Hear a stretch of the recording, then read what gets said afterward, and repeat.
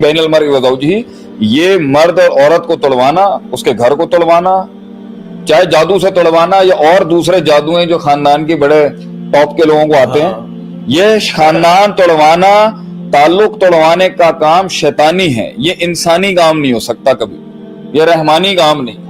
بلکہ اس کام کو صحیح کرنے کے لیے اللہ نے کبھی نبی نے فرمایا کہ 3 جگہوں پہ جہاں لفظوں کا رد و بدل اور تھوڑی سی بات کو بدل کے تھوڑا سا اگر اس میں غلط بیانی بھی اگر انوالو کر سکیں تو 2 بھائیوں کی صلح کرانے میں کی جا سکتی ہے. یہ اتنا امپورٹنٹ فیل ہے کہ ایک غلط کام کو بھی تھوڑا سا جائز کر دیا جاتا ہے تاکہ خاندان نہ ٹوٹے.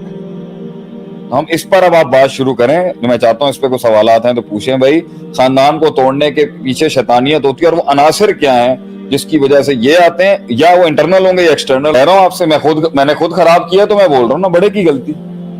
کیونکہ جو انسان کسی ضرورت کو محسوس کرتا ہے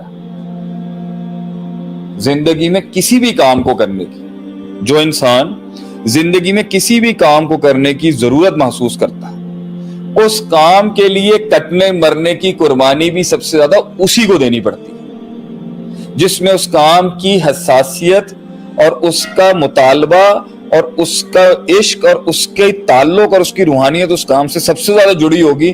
قربانی بھی سب سے زیادہ وہ دے گا، اونرشپ بھی سب سے زیادہ اس کی ہوگی، تعلق بھی اس ویژن کے ساتھ سب سے زیادہ اس کا ہوگا، اور جیت بھی اس کی سب سے زیادہ اس کی ہوگی. باقی اس کے بعد سب سے بڑے فیکٹرز کی.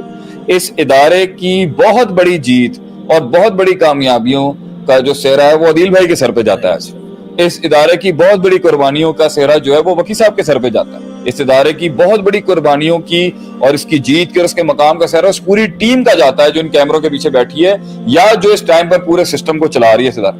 لیکن اس ادارے کی سب سے زیادہ جیت کا مطلب میں لیتا ہوں. کیوں؟ کیونکہ یہ میرے لیے امپورٹنٹ تھا جو ہم کرنا چاہتے ہیں، کیونکہ ہم نے بنیاد رکھی تھی اس سوچ کی، اور اس کے بعد اس کو سب نے اپنایا ہے. تو یہ تو اللہ تعالیٰ کی محنت، اللہ تعالیٰ کا رحم ہے، اللہ تعالیٰ کا کرم ہے.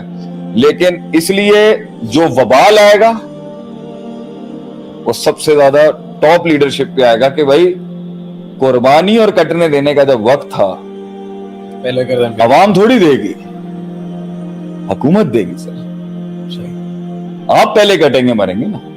ہمارے یہاں الٹا ہے، یہاں نیچے کا سپاہی پہلے مروا دیتے ہیں آپ، اور اوپر کا جو لیڈر ہے وہ آتا ہی نہیں ہے سامنے. آپ صلی اللہ علیہ وسلم ہر جنگ میں سب سے پہلے آ گئے تھے.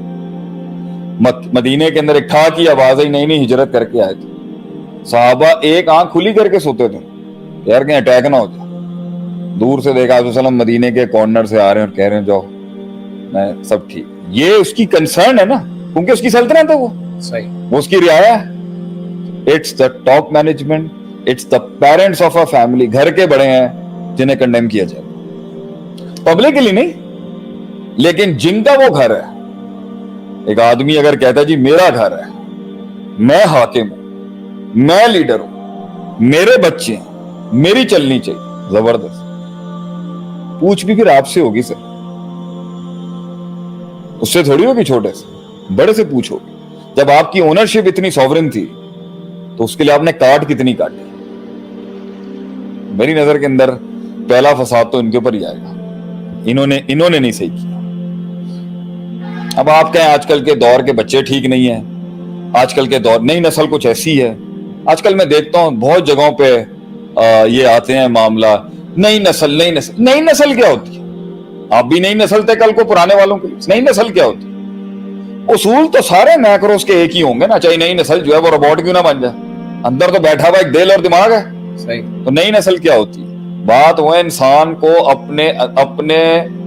اپنے سلطنت اور اپنے حکم کے نیچے لانے کے لیے قربانی دینی پڑتی ہے بڑے. اور وہ قربانی صرف ایڈمنسٹریٹو قربانی نہیں ہوتی، وہ انٹلیکچوئل قربانیاں بھی ہوں گی، وہ اسپرچل روحانی قربانیاں بھی ہوں گی، جو ایک انسان کو اگلے کو منوانے کے لیے یہ کرنا پڑتا ہے کہ میں بڑا ہوں، میں تمہارا بھلا چاہتا ہوں، میں تمہارا نقصان نہیں چاہتا، میں تم سے حسد نہیں کرتا، میں تمہاری ترقی سے جلتا نہیں ہوں. میں چاہتا ہوں میرے بیٹے میرے بیٹیاں مجھ سے بھی آگے جائیں، مجھ سے کچھ سیکھ کے جائیں، اپنے گھر بسائیں اور مجھے کمپلیمنٹ کریں